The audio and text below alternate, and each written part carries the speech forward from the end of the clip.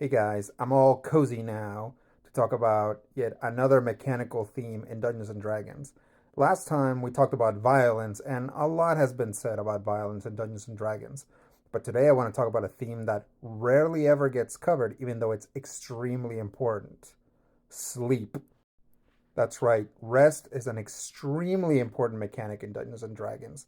It is so overpowered that basically once per edition, the development team has to come down and clarify or errata when you're allowed to sleep, what sleep can do, and how you can sleep. Of course, if you play D&D, you know what I'm talking about. Characters in Dungeons and Dragons have resources that get spent as an adventure goes on, and some of those resources are sort of in their bodies, like the ability to take damage, cast spells, heal. All of those things are reset by rest.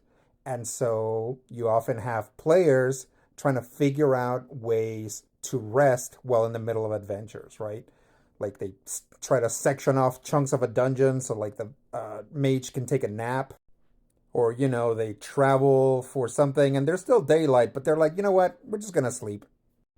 In other games, sleep is not as important.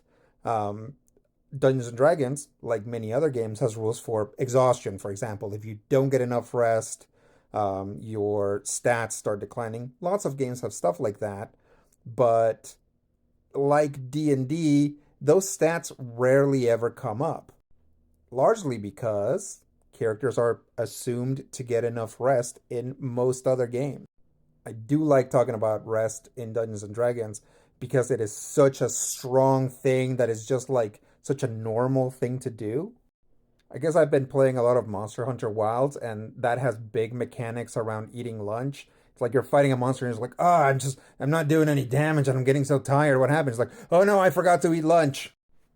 Now I just need a game that would remind me to stay hydrated, and I'd be set.